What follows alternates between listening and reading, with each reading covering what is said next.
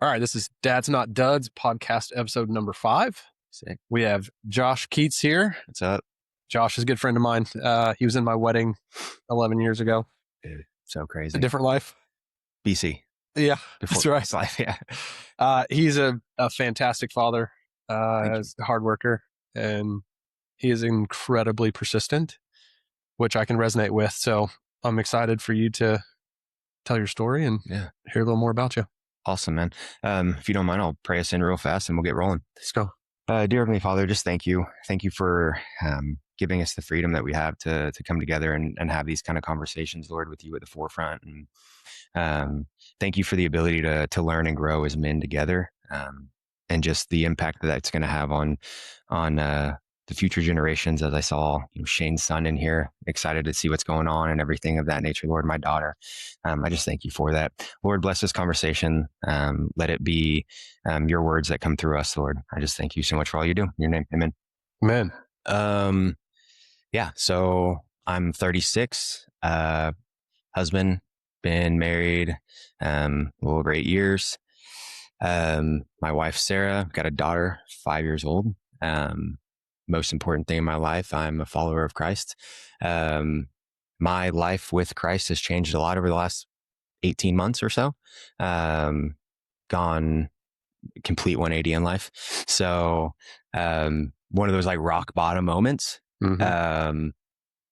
And kind of I'm so fortunate that that for whatever reason, like God smacked me enough that I took the direction that I did. Mm-hmm. I have plenty of friends that didn't, plenty of friends that, that I've watched go the other direction. And it's been, I don't know why I was directed the path I was directed on. I don't know why that was the case. Like I didn't deserve that. So fortunate and so blessed by it. And I can only believe that it's because I have so many great, just by happenstance, friends that are pastors and that are just rooted in their following that I reached out to as soon as things kind of hit that head. And so the last 18 months has been just a journey and really diving into my walk with Christ. Been a Christian forever. I mean, I've been a Christian my whole life, that whole deal. So we joke like BC Josh and BC Shane and stuff, but like I was a Christian, I was saved, and I didn't walk, I didn't act like it. Yeah, it's not the same. I was a Western culture Christian, like I'm a Sunday Christian, a Creaster, Christmas, right. Easter Christian, and that's really hit me hard over the last 15 to 18 months that I wanted that to be different. Mm-hmm. And yeah, it's changed things for just amazing ways. What spawned that? Because I mean, I've known you for a long time, mm-hmm. and I've never felt like, okay, this guy is lost. Yeah. But at the same time, you talk about like, I wasn't a follower of Christ. Yeah. What spawned all of that? Undeniable, like circumstances, mm-hmm. and undeniable just encounters. True, like which the only reason like that was even a possibility is because my wife said, "Hey, I want a divorce," mm-hmm. and that'll wake you up quick. Yeah. So we separated for a few weeks, and I reached out to one of my best friends who was in my wedding. Him and I had kind of fallen apart. I saw him at church, and a couple years ago or before then, and we just encounter each other still, but we'd really fallen away as good friends. And I reached out to him and he's like, man, just come with me and my wife to church. It was a Wednesday night when I reached out to him, mm-hmm. or Wednesday afternoon. He's like, come to church with us tonight. So I did. Next morning, he was like, hey, come to men's group with me, come to Kings and Priests. So I went with him there and I was just like, oh, like, man, it was like the conviction, mm-hmm. of, I was living in the world 100%. It just, and like someone prayed over me and like prophesied a word over me, and they were just talking about things that I never had met this person and things that they were saying to me. I was like, oh, whoa, okay. There was a pretty blatant, like literally it was like,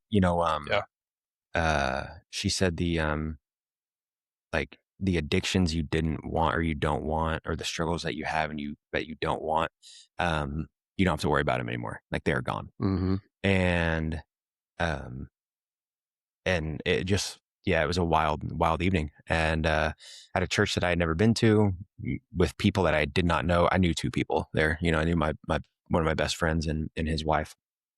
And, I realized very quickly that it was because I was walking away. I was not walking as the person that I would have told people I was. Mm-hmm.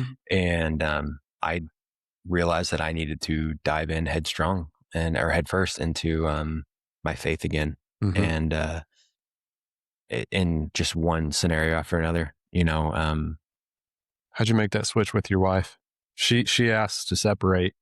yeah, You go on this, how do I fix myself type we were era. separated during like the first 3-4 weeks. So that was literally like day one of separation. Mm-hmm. Like it was a Wednesday when I officially like was out of the house.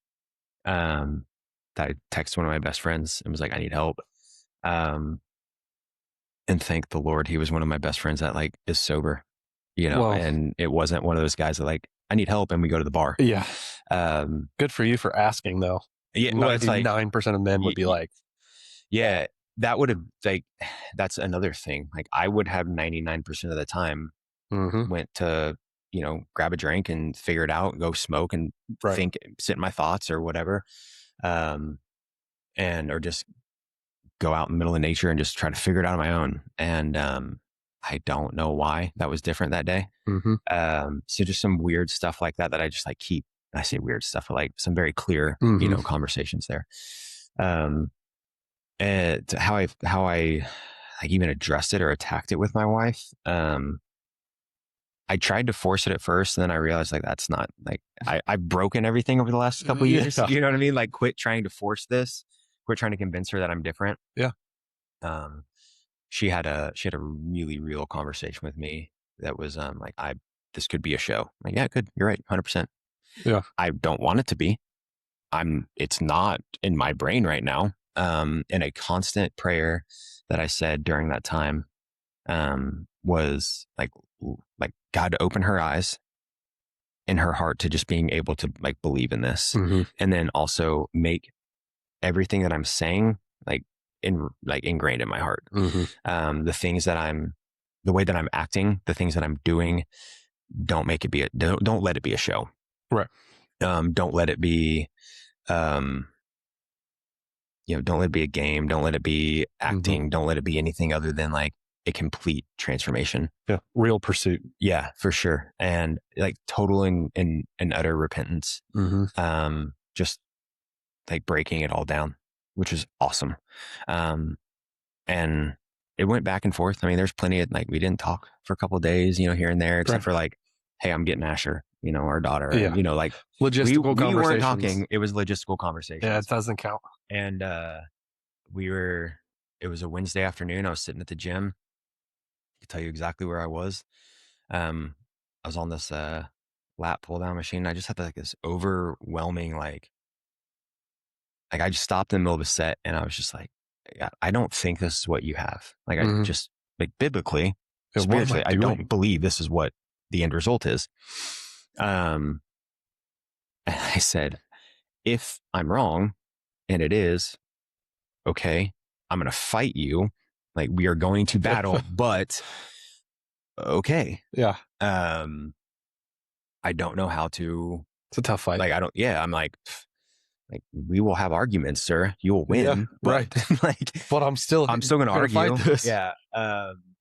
And less than 5 minutes later, she texted me, and was like, hey, I meal prepped too much food.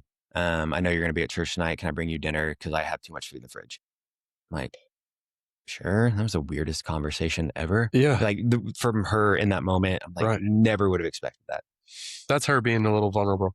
Yeah. But it was like, we hadn't, yeah, that was the longest conversation we had in, a couple of weeks.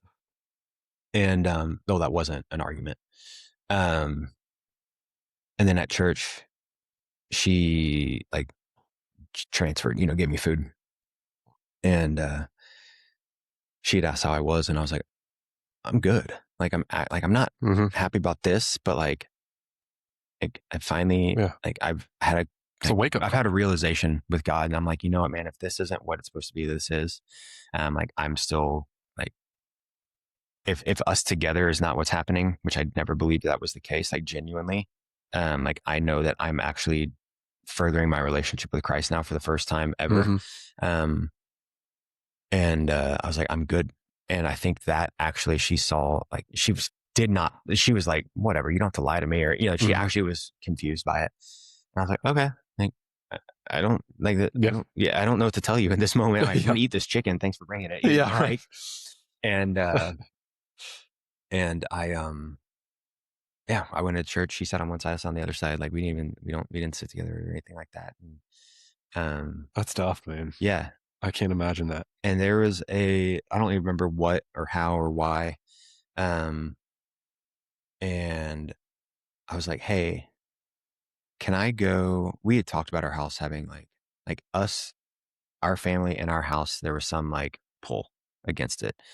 And she had told me, she had conversation with me, like, it's demonic presence for us. And this, like, Mm-hmm. I was never in that place. Yeah. I never believed in that, like that it was affecting me. Right. Not that like there are higher powers, but like that it was bothering me. Yeah. Why the heck are they bothering me? And I just was like, hey, I don't want to come inside. I'm not trying to like talk to you, but I was like, can I just go pray over the house in the driveway? And she's like, sure. And while I was waiting for her to text, I was just like driving by, like playing worship music. Like, we have it's not a neighborhood, but it's like Mm-hmm. it's an older area. So like everybody's lots are like acre lots. So I was Mm-hmm. just like driving around like a side street and just driving in circles around there until I heard her say yes. Mm-hmm. And then I, went up to the house, and I just prayed. And then she texted me the next day and was like, hey, we both are saying we want to work on this, and we're not working on it if we're not trying to actually be together under the same roof. And so that's great. So like literally next day, like that was like, I'm going back. like, yeah, it was just crazy. And we just started working on it. Now there's plenty of like back and forth, from there. Like, it wasn't perfect. Yeah, of course. Yeah. It's not going to be easy. Wasn't perfect. But it was always at that point, individually. I will say this. It was the first time that her and I had ever each individually put Christ first in our lives before something else. Mm-hmm. No excuse, but like at 5 weeks old, we took our daughter in with a heart condition. Yep. She had supraventricular tachycardia. Her heart rate was 300. Like, our entire attention for the next year turned to her. Right. Of course. As it should. Which turned away from each other though. Right. And then I was stressed out, with work and with this and that. So it was like, I need some time away. And I would go out and I'd go fish and I'd go do my thing. Yeah. And then, dude, you were fishing a lot. I was fishing way too much. Yeah. Way too much. For no better than I am. I was fishing way too much. So it was just like, that was the first time ever that it was faith and then family. Yeah. Instead of faith and then, or just instead of just like selfishness and then family, which changed everything. Mm-hmm. Like, just plain and simple.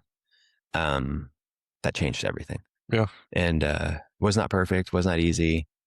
We fired a therapist along the way because they're like, why are you just putting us against each other? Yeah, we don't need you here. Yeah. Like, we're going to do this. That was honestly God. probably like the biggest stepping stone in our relationship. Well, you guys were together on a decision. It was my idea for the longest time. And then one day she came to me and was like, yo, this guy's crazy, right? Yeah, get him out there. Cool. I was like, cool. Yeah, and we just like went headstrong, like head first. It was great. I was like, all right, cool, peace. That's funny. But yeah, it was good, man. So now, like, looking back on it, totally different thing. And I truly believe that there's, like, I'm not afraid to share, my testimony, because there's plenty of other guys that I've seen, like, there's so many things that were just so obvious when I started unintentionally even looking for them. I wasn't looking like, God, show me a sign, but I was actually, Matthew 6:33 says, seek first the kingdom of God, and then all the others will be handed onto you. Like, there's one version that says like all the lesser things will be given to you. And, so it was like when I was seeking his kingdom, like, I was seeing other things. So like things were becoming more clear in a way that I would have never seen them before. I would have never gone and prayed over our house, right? Because I thought like there may have been a like, Right. I've to say that I had done it half-heartedly, sure. But, like, so any of that kind of stuff, it just really changed. And, when that took over, it took over. It was Mm-hmm. really cool. It is cool too, because there's something just super powerful about living it. Like Mm-hmm. you lived it, and now you have this testimony of success with your wife and your family. Why the heck would people not want to hear that? Especially folks that are like walking through that and nobody Mm-hmm. knows that, Mm-hmm. because that's 90% of it. Nobody knows what people are going through. And I will tell you, every conversation I've had with the guys, that with any of my guys that I've talked to about this or shared with this, and or try to help them walk through a struggle that they're Mm-hmm. having, every single person says they feel like they're alone.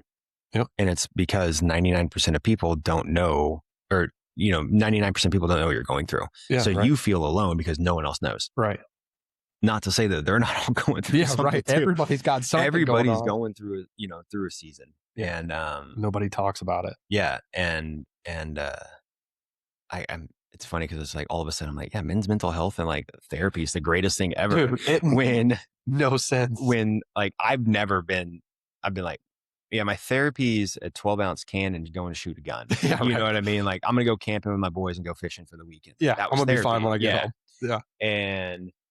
and then finally I was like, oh, that's this. There's other options that are Mm-hmm. good options, and when that changed, it was cool. And now it's allowed me to have conversations. The gym that I go to, like I've got a really good group of guys that Yep. I get to like I get to create the conversation. I get to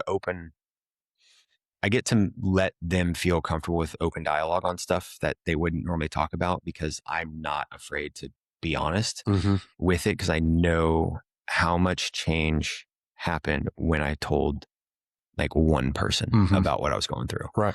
And the weirdest thing ever is the first time I told anybody about my struggles, it was when I was like, oh, weight's gone.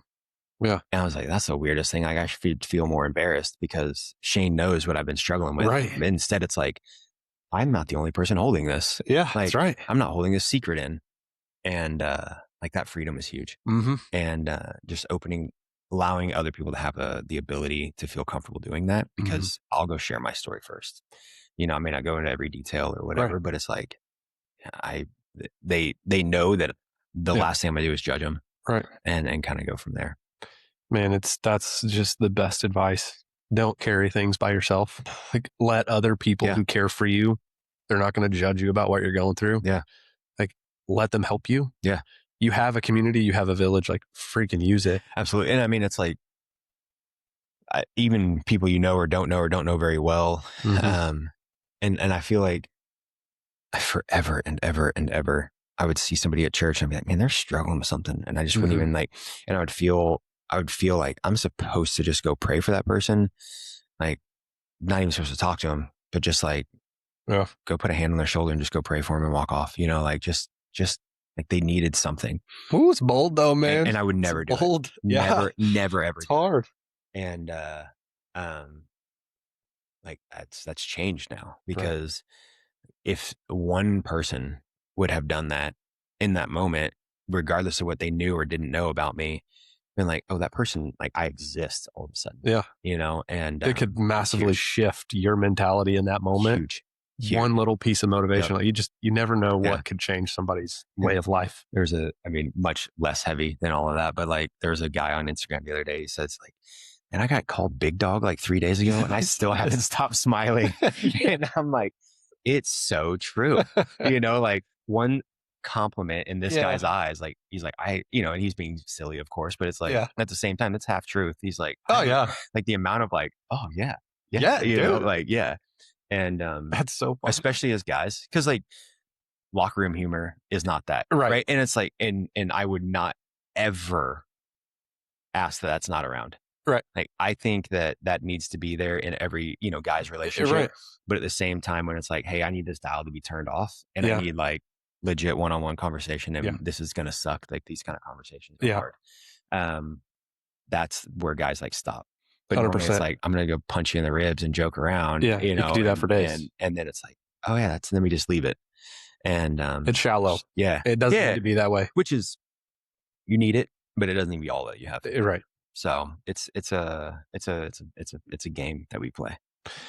Man, so I talk a lot on this podcast about 3 pillars of your spiritual, your mental, and your physical. Yeah. And you kind of encompass all 3 because you're very thoughtful in what you do with the Lord. Yeah. But dude, you're a physical machine. Like, you work out at like freaking 9 o'clock at night. Not anymore. Not anymore. I'm 9 a.m. now. It's great now. I get to change the schedule up a little bit, but no, it's I wasn't always, right. Like you knew, right. You knew past Josh. I realized how I was lazy there. I was lazy everywhere.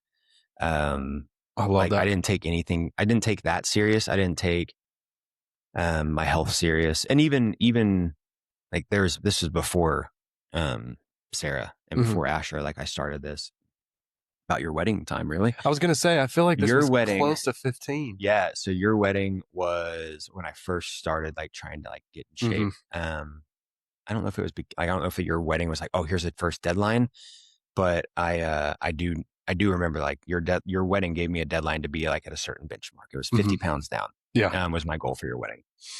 And,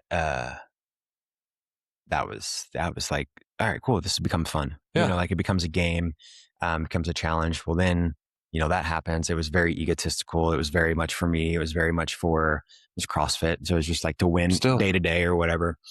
And then I kind of fell out of it. Yeah. And then gained a bunch of weight back a couple years ago. And, my wife was like, you're lazy and your kid's trying to play with you. Yeah. I'm like, yeah, you're right. You ain't wrong. And then it doesn't help that your wife is like super fit. Nutrition coach. And so yeah, that was, I don't even know why. That was like depression. I mean, plain and simple. Like the last time it was just, I was drowning, feelings in anything I'd find. And then wasn't like examining what was going on. And all of a sudden you wake up and it's like, why did I just gain 30 pounds? Yeah. And, but yeah, now it's very much like I'm in a season right now. I'm 36. I'm getting older. I'm in a season where like, this is the last thing that's going to be like for me. Yeah. And the rest of it's going to be very much like just longevity. Yeah. A lot of like how you exercise and stuff. Yeah. And then I'm going to go I don't know, just try to do something I can like go run and chase my kid until she's 20 years old. She's 5 now. So I'm like, I'll be 50, when she's 20. I can make it. I'm like, I want to be able to, I told Sarah, I was like, she could go play high school sports. I'm like, I don't want her to be able to outrun me. Like, I don't want her to be able to sprint me. I don't want her to be faster than me. Like, I don't ever want that. I don't ever want her boyfriend to ever feel like he can. Dang right, man. That's know what I mean? There. Like, I mean, I got 3 boys that I'm like, I have to outtrain you. Yeah. Because I want to show you like, this is what hard work and discipline looks like. I'm old, but you're never going to beat me in a race. And how you show up for your daughter, or like how you show up as protector for your daughter, but how they're going to show up as protector for their sister. Well, we set the standard. And their future husband or their future wives. 100%, man. And, yeah, I saw a clip recently of a guy who said like, he said it was a compliment that he didn't like. It wasn't even meant to be as a compliment. His daughter, and her future husband, at the time they were dating, she's like, he asked like, what's one thing you're worried about? And he's like, that my dad would say no if you asked for his permission. And he's like, why does that concern you? And he's like, because if he says no, it's a no. Like, we're done immediately. And I was like, that's cool. Like, that the daughter has that much respect for her dad and trust. Is cool. There's because that almost happened to me. So I say this a lot. I put it on a lot of like just the social media stuff. It's like, set the standard. Because truly, as fathers of girls, the way that you act, how you react, how you handle yourself, and how you carry yourself, is later in life. Our daughters are young; they're 7 and 5. Yeah, but what we do now Yeah. impacts their decision making for who they want to Yeah. be with. Dude, and it's a ever changing daily too, because it's like there's days where I'll pop off, and I like on those days, or days where I'm just short tempered, or I'm just whatever's going on. Then it's now like become, how quickly can I change that tone with Yeah. them, right? How quickly can I just go, hey, I know you've moved on in the moment. I'm going to bring you back real quick, and I'm going to apologize. Yeah, Like, I'm going 100%. to stop and address the fact that you've moved past it. I'm not going to allow it to just disappear. Yeah. And truthfully, that started with my wife, where I mean, even just a side eye comment, if I thought was sarcastic or whatever, and Yeah. that didn't land the way I expected it to. Yeah. Rather than just being like, that's her problem and moving on. Yeah. Right. I'd be like, hey, I don't know what's going on right now or why, but like, I apologize that landed in a way that I didn't want it to, That's and not that what I that it intended. upset you, right? Yeah. There's a mental part there, man. Like I haven't figured it out yet. Yeah. Of like, there are days where I'm so stressed out with work. Yeah. And I'm so stressed out with all the things that I have going on that I'm letting that affect my tone and the way that I speak to my kids and my wife. Yeah. There's a mental aspect of like, how do you realize, oh crap, I just made this horrible decision verbally that they may not even care about anymore.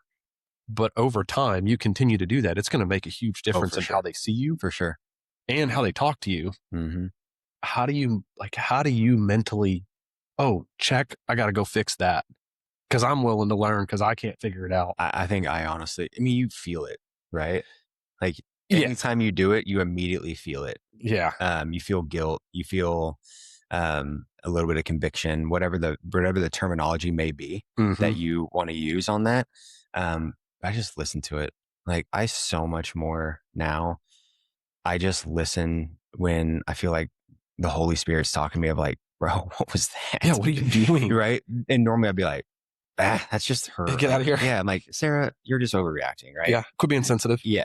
Bro, the amount of times I've used that don't do that. Don't ever, if I can teach just you one do thing, don't ever say that. And truthfully, like it's that as soon as I feel it, I stop.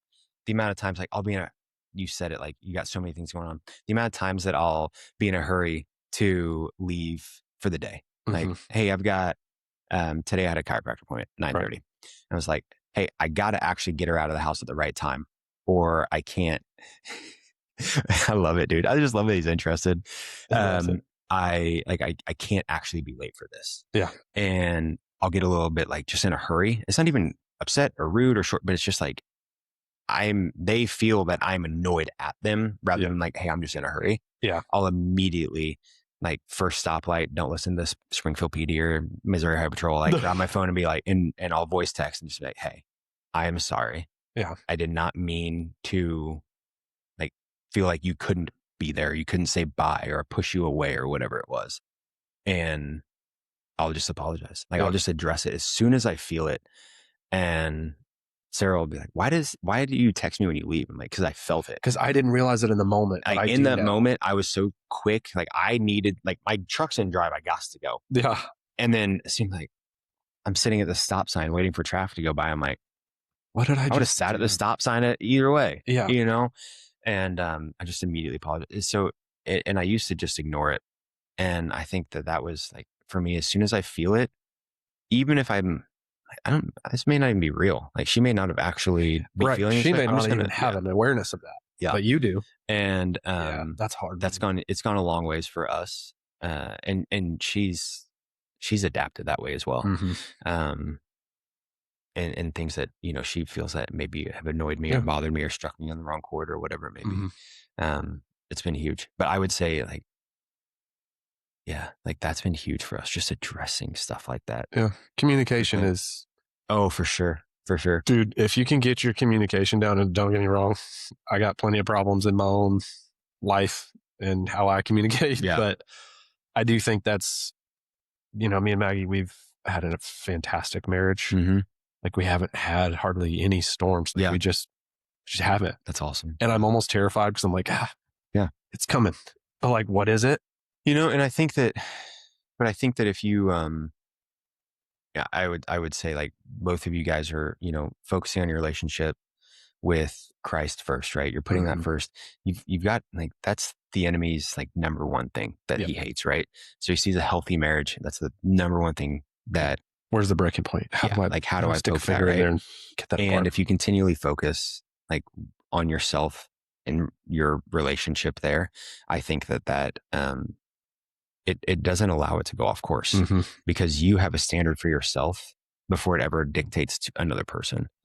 And I think that's what's really changed for me just personally, where I won't let myself veer off from where my standards that I've set now, to where those standards won't allow our relationship together veer off any further now too, which has been cool. Man, it is pretty interesting because you started this conversation with like, yeah, I kind of hit rock bottom, had to rebound from that. You don't really know who you are until you like hit this rock bottom type moment in your life. Of like, okay, who the heck am I? How do I crawl out of here? And where a lot of people, they will stay there for a while, but there's a different level of person, you being that person that, okay, I'm here. I don't like it here. This is not who I am. There's so many things, and like some of it I won't like go into too much detail of, but like there's a friend of mine that for zero reason did I not reach out to this person. Like there's no reason that I didn't. It's somebody that I would reach out to just to get together from time to time anyways. And they were somebody that was a spiritual leader to me in the past. And for whatever reason, I didn't reach out to this person. And then 2 months after I'm going through this crap, and Sarah and I are kind of starting to put things together, come to find out like he had been hiding the same thing and a completely different path. And I'm like, why? Dang it, man. Didn't I reach out? We could have walked through this together. But it was just like, why? Like I sat there and I was like, thank you, God. Yeah. Like, this individual had chosen their path that they were going to go, and it was an opposite direction. And it would have been horrible counsel for me to reach out to. Yeah. And there was no reason that he wasn't the first person I didn't reach out to, let alone I sat down with like 5 or 6 different like spiritual leaders, pastors, just people that I trusted. And for whatever reason, this person wasn't one of them, and they should have been like phone call number 1. That's God, man. And that's God just like protecting you. One of the things I was like, that's so undeniable. Yeah. When I sit back and look at it, and especially, you fast forward 2 months and things come out, and it's like, right. Whoa. Why? Like, why do I deserve that? And at that point, it was very much like, I'm not taking advantage of the grace that I just got. Right. Yeah. I'm not just going to throw it away. Yeah. And crazy, some crazy cool stuff like that. Man, it's just wild. It's a crazy journey. Yeah. But it's been fun now. You're on the other side of it now, though. Oh, so it's so cool. It's so much better to build it now that you've got a foundation set. The hardest thing is like, now I do relive it a lot because having conversations like this, right? And talking to friends of mine, like I thoroughly believe that I'm put in situations where these conversations come up more often than they would if I was just doing things that I wanted to. 100%. Do you feel having this conversation multiple times is motivating to you to be like, okay, I'm doing the right thing? For sure. Like I am in the right position with the decisions that I've made? Or is it almost like, gosh, this kind of, I can't believe I let myself do this. Is it regret, or is it like No.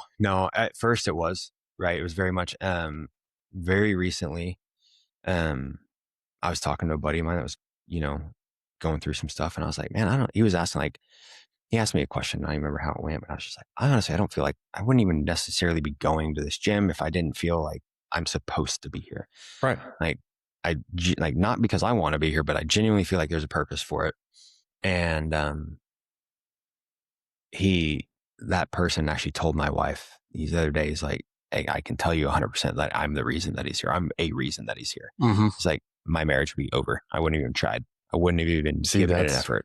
And when I hear that, I'm like, dude, like that is old me would have 100% like sat in and been like, why did this happen to me? And then now like the first person that I heard say that, it's like, cool, great. Like I totally understand. I will go share this story with anybody that actually needs to hear it. I won't glorify the story at all, but I will glorify what's on the other side of it for But sure. it's a testimony, man. 100%. And it's been super cool, just getting to have conversation with guys like, and whether their story is the same as mine or just we get to expand on different things. Mm-hmm. It's been really cool. So this is my closing question. Yeah. If there is like every person that listens to this podcast, because in the future it's going to be thousands. I hope so. Me too. Millions. If every person, men individually, listening to this podcast took one thing from your story, what you have walked through, like just a piece of wisdom, what would you want them to take from this? Just pray. Like, just pray. Yeah. I mean, just the impact that has. And not even like, I'm not asking for stuff. Like, just thank God every day. Yeah. I mean, I wake up, I'm not the most amazing sleeper, trying to be much better about it. But like, it went from like waking up and like scrolling my phone at 2 a.m. just because can't fall back to sleep, Yeah, right. to like literally just reaching my hand over and just praying over my wife. And then like if I feel like I need to get up and go pray over my daughter's bedroom, like I just go do it. Get up and just spend time with him. Like if I feel like if I'm awake and I can't fall asleep, like there's got to be something. Yeah, what's going on? Or, every day Sarah gets up early, she goes to the gym. That's my time to be in the Word and to pray. Man, just that has changed everything for me. In a way that it's like I got emotional when I started saying it, just because life has been lifing on our front lately. It's good at that. Yeah. And I haven't spent the time that I wanted to. And I've been, the last couple of nights I woke up just stressed out of my mind. Yeah. And yesterday or last night, it took me like an hour before I was like, why am I still scrolling on Instagram or watching a YouTube video? Yeah. Like, why did I what a pointless amount of time I just wasted. Why am I not just sitting here? Like, I would throw on audio Bible and let it read, or I'll just start praying. Yeah. And it changes everything. And if that's the one thing that changes it, man, just it'll impact your life more than anything. That's awesome. And it'll it'll guide it.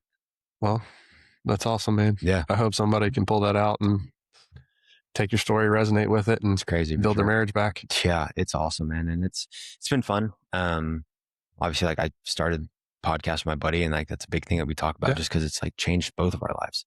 Yeah, plug your podcast on here. Oh, it's Third Watch Podcast. So we talk about faith. Mainly it's a faith-based podcast.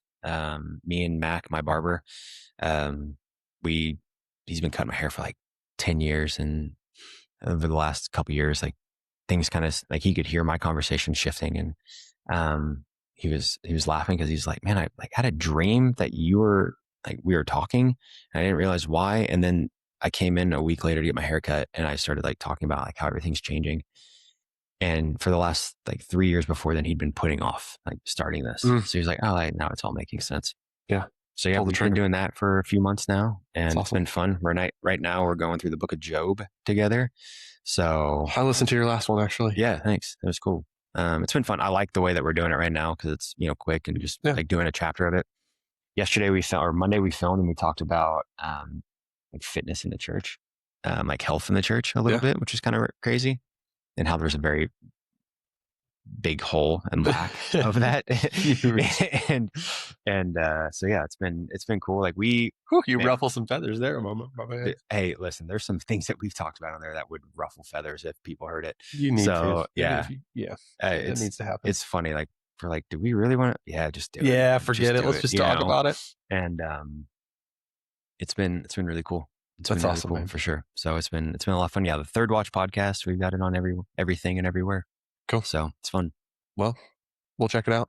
Thanks, man. I appreciate you for having me. Yeah. Thanks, brother. Love it.